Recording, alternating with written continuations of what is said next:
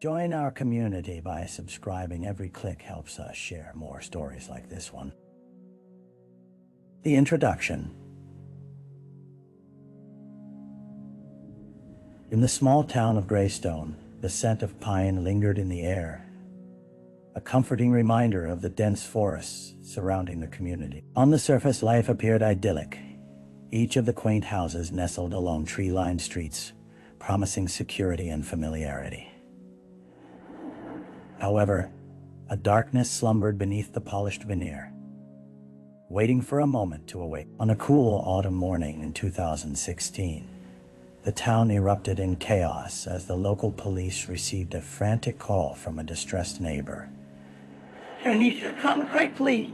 Something's wrong." The voice was shaky, tinged with an urgency that sent ripples of concern through the dispatch center. Officers arrived at the quaint Victorian home inhabited by the Sanders family, a structure painted a cheerful yellow with white trim and an inviting porch. But the front door stood ajar, a jarring anomaly that sent shivers down the officers' spines. Inside, the usually vibrant household lay eerily silent. Officer Hill stepped cautiously through the threshold, his heart racing as he took in the scene. Furniture was overturned, signs of a struggle apparent. A shattered vase lay at his feet, shards scattered like broken promises. A chilling breeze whispered through the hallway, stirring a sense of dread coiling in his stomach. The family dog, a golden retriever named Max, was nowhere to be seen. Panic swelled inside Officer Hill as he traversed further into the shadowy depths of what had once been a lively home. A door creaked open at the end of the hall, revealing the Sanders bedroom. What awaited him beyond that door would haunt him for the rest of his life. The victim.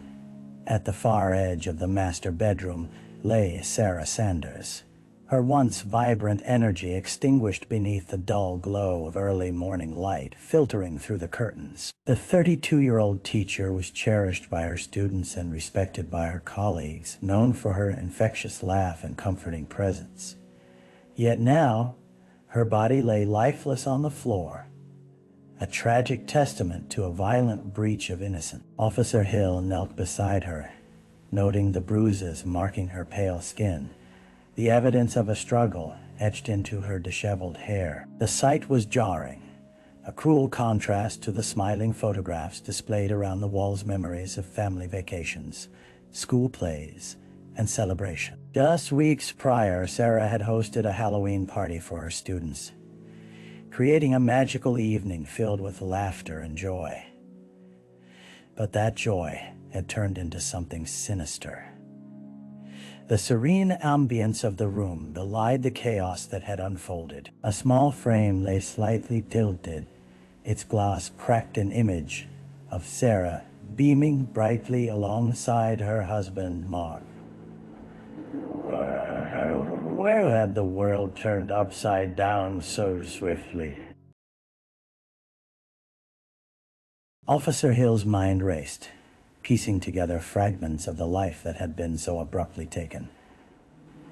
He glanced around the room, taking inventory of Sarah's belongings, examining the silent witness to her life. A half-open journal on the bedside table caught his eye, its pages filled with elegant handwriting, thoughts penned in a meticulous script. The final entry was dated just the night before, the words frozen in time, a potential glimpse into her state of mind in those last hours. As he stood up, Officer Hill's determination crystallized. He would ensure that Sarah's story did not end here. In the shadows of Greystone, the quest for truth was only beginning. The crime scene. The small, cramped bedroom was becoming saturated with the weight of loss. But Officer Hill knew he had a job to do.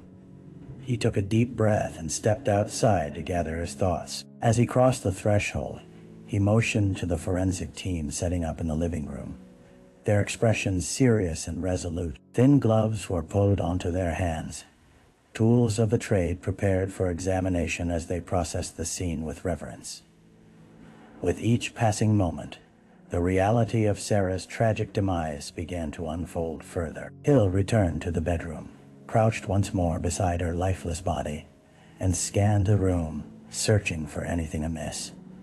A faint scent of something acrid lingered in the air, merging with the sterile smell of antiseptic. His eyes landed on the overturned laundry basket, clothes strewn across the floor. They had belonged to Sarah.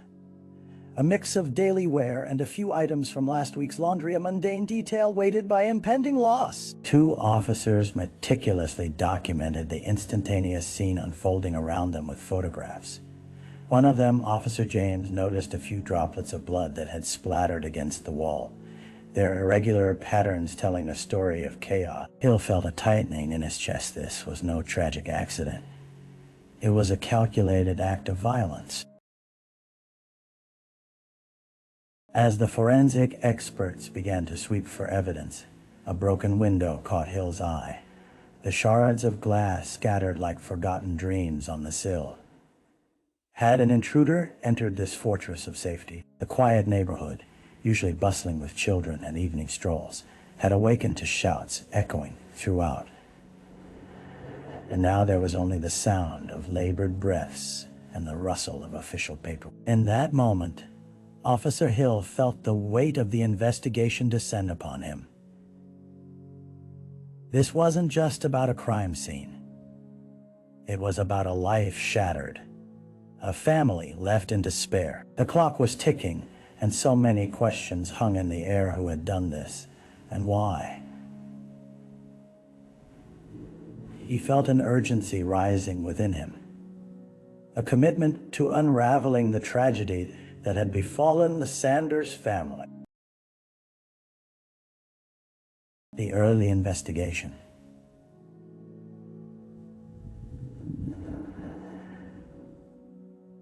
The sun hovered low in the sky, casting long shadows across Greystone as news of the tragedy began to spread. The atmosphere in the town shifted palpably, tinged with anxiety and disbelief. Officer Hill, now back at the precinct, gathered the initial findings alongside his colleagues, a palpable sense of urgency, mingling with an undercurrent of apprehension. Time is critical, Hill reminded them as he flipped through the notes taken at the crime scene. We need to build a profile of Sarah's life. Who was she in the days leading up to this? The hesitation hung heavily in the air, the unspoken words piercing like shards of glass. Detective Ramirez, who had been with the department for over a decade, leaned in, her expression grave. We should start by looking into her recent interactions. Friends, neighbors, anyone who might have seen something unusual. Each name she mentioned held the potential for a lead, a flicker of hope in an ocean of despair. They began their investigation by canvassing the block, speaking with neighbors and acquaintances who painted a picture of Sarah as a nurturing figure, yet one who had been under some stress. I noticed she seemed a bit distant the past few weeks, whispered an elderly lady who lived next door. Even when we spoke, she had that look in her eyes like she was elsewhere. As the detectives gathered details, they learned that Sarah had once confided in a close friend about feeling overwhelmed by the demands of work and home life. The whispers turned into a torrential stream of information, detailing her struggles to balance everything, including her relationship with Mark, which some friends described as rocky. Questions arose. Were these simply marital troubles, or was there something deeper, a secret lurking just out of sight? The early investigation was an exercise in piecing together shattered lives.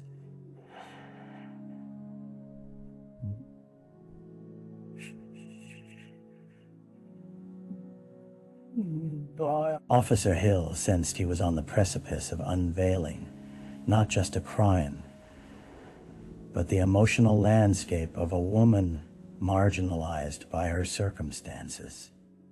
Each revelation tugged at him, reminding him of the fragility of hope. Each person they spoke to held a fragment of Sarah's story, and with every thread they pulled, the dark fabric of her life began to unravel, revealing the complexities hidden beneath.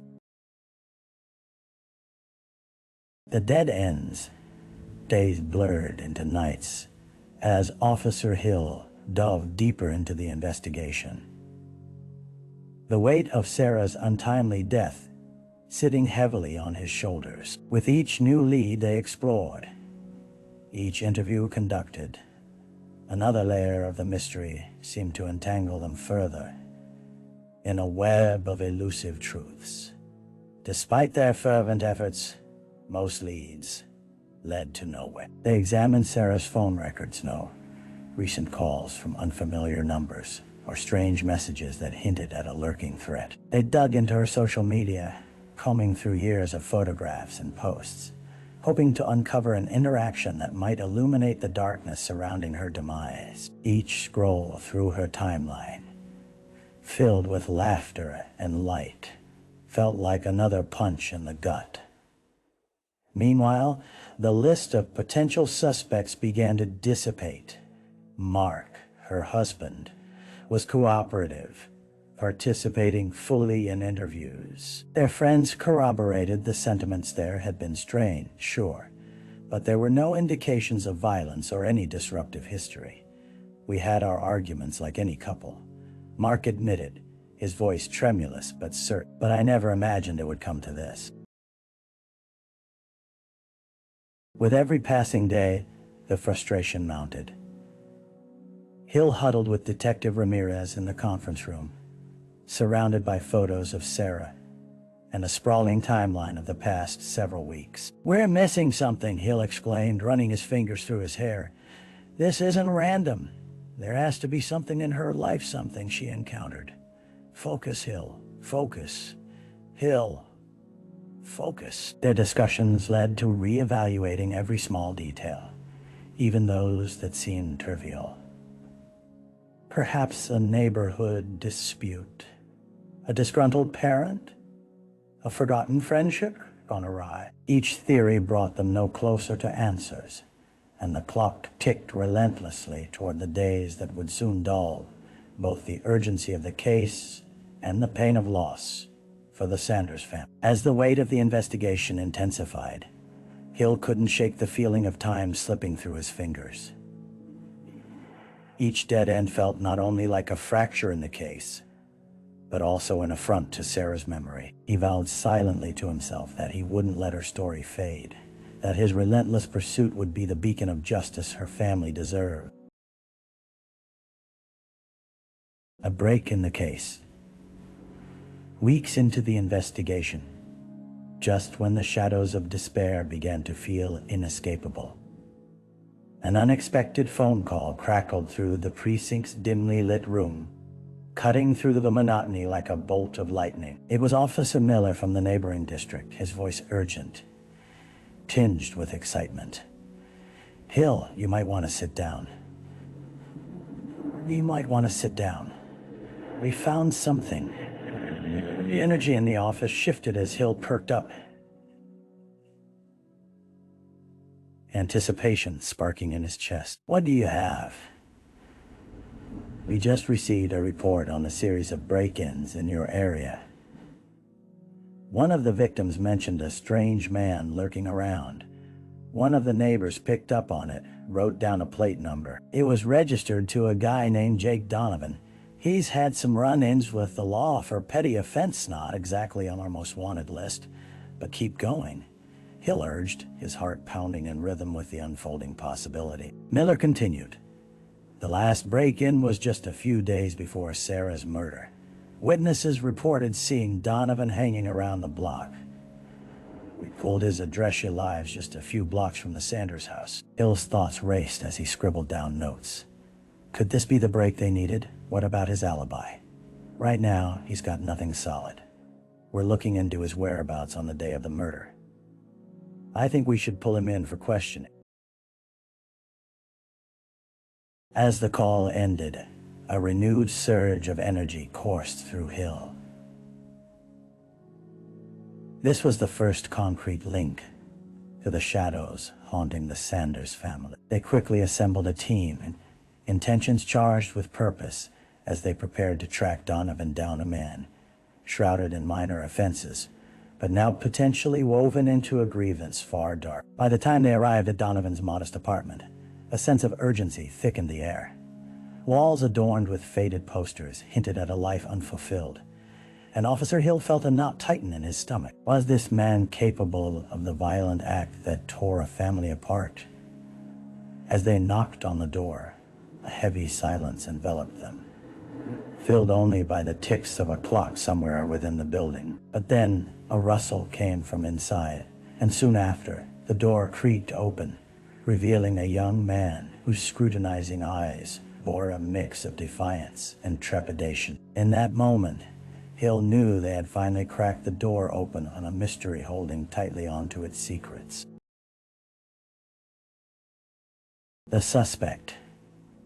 The air felt thick with tension as Officer Hill stood facing Jake Donovan, who leaned against the doorframe, arms crossed defensively over his chest. The chaos of emotions swirled inside Hill. Hope, suspicion, and a deep-seated need for answers clashed violently. He gestured for Jake to step aside, leading him into a small, sparsely furnished living room, reeking of stale cigarettes and unwashed dishes.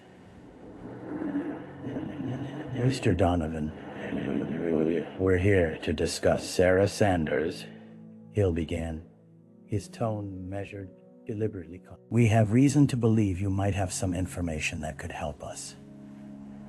The interrogation room vibe hummed in the background, but Donovan simply smirked, as if he had nothing to fear. I don't know what you're talking about, he replied, his voice dripping with nonchalance. Hill noticed the flinch in Donovan's eyes, a flicker of something darker lurking beneath his casual demeanor. Detective Ramirez stepped forward, her intense gaze piercing. We know you were seen hanging around the Sanders neighborhood just before her murder. Care to explain what you were doing there? Your history of petty crimes doesn't help your case. Donovan shifted uncomfortably under their scrutiny. So what if I was? I was just passing through. This is a free country. His bravado wavered as they pressed deeper. It was clear he was struggling to maintain his cool facade, his twitching fingers revealing the tension beneath. Witnesses recall you acting suspiciously, Hill insisted, leaning in, causing Donovan to take a small step backward. What about the break-ins? We know you've been linked to them. Did you see Sarah Sanders? Did you end up in that house? The air seemed to thicken as Donovan hesitated, rubbing the back of his neck, avoiding their piercing stares. "No, wasn't there," he stammered, his confidence evaporating in the face of their interrogative storm. "I don't know anything about it. Ask around. People can vouch for me. I wasn't home that night, I swear it." "Then help us clear your name," Ramirez replied, her tone softening slightly but firm. "Where were you on the night of her murder?" Slowly, Donovan's bravado crumbled under the pressure. "I was at a bar," he said reluctantly, but the uncertainty in his voice spoke volumes. "Ask the bartender." Despite the alibi, Hill sensed Donovan was playing a dangerous game where the truth could slip right through his fingers. As they left the apartment, the faint echo of Donovan's words lingered in the air, tangled with suspicion. They had no definitive proof yet, but instincts told Hill there was more in the shadows, waiting to be uncovered. The deeper they dug, the more murky the waters became, and it was clear that whatever Donovan knew was only the surface of something much darker. The trial.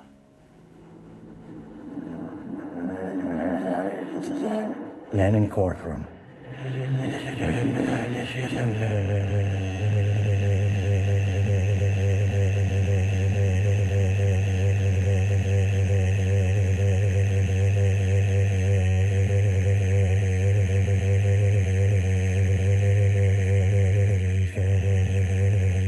Family and friends of Sarah Sanders sat in the front row, their faces etched with pain, each of them haunted by the loss that had shaken their community to its core. This was the moment they had all been waiting for. The beginning of Jake Donovan's trial. The atmosphere was suffused with a foreboding sense of justice, yet the stakes felt almost insurmountable. Hill glanced at the defense table, where Donovan sat, a cool mask plastered over an expression that betrayed nothing. His attorney, a sharp-dressed woman with steely resolve, was already presenting a narrative of innocence that sought to cast doubt upon the prosecution's evidence. The trial began with the prosecutor's opening statement, laying bare the gruesome events of that fateful night. Photos of the crime scene flickered across the screen, each image eliciting gasps of horror from the audience. Hill watched as Sarah's family gripped each other's hands tightly, righteous fury brewing behind their tears. The prosecutor spoke of the evidence, a timeline of Donovan's presence in the neighborhood, the break-ins, and even the fingerprints found in Sarah's home. As the days unfolded, witnesses were called. Neighbors recalled Donovan's strange behavior. A bartender confirmed his alibi was flimsy at best.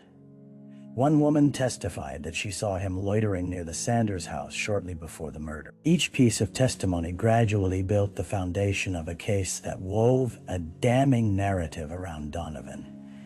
Then came the turn of the defense, which began to sow confusion. They highlighted Donovan's history of minor offenses, suggesting the case was merely a circumstantial web spun by eager law enforcement fueled by community outrage. They painted an alternative picture, introducing a new suspect, another shadow of a man from the neighborhood, with a temper who had been passed over.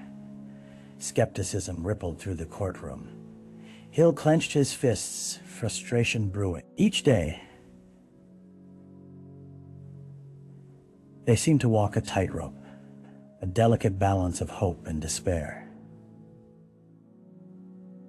On the penultimate day, the tension reached a crescendo as the jury was finally allowed to deliberate.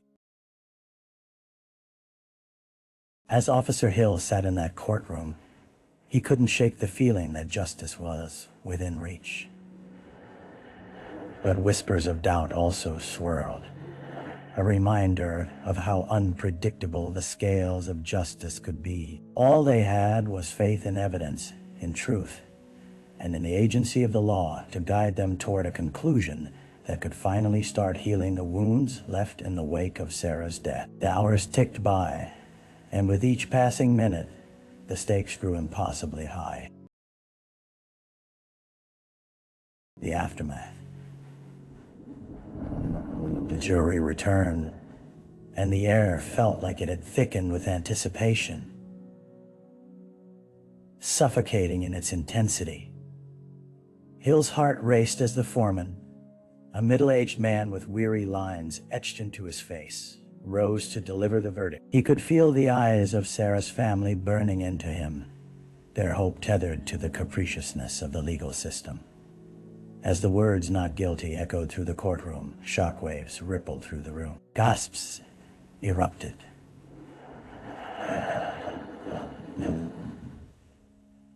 A collective intake of breath as Sarah's family recoiled, disbelief washing over them like a wave crashing against a fragile shore.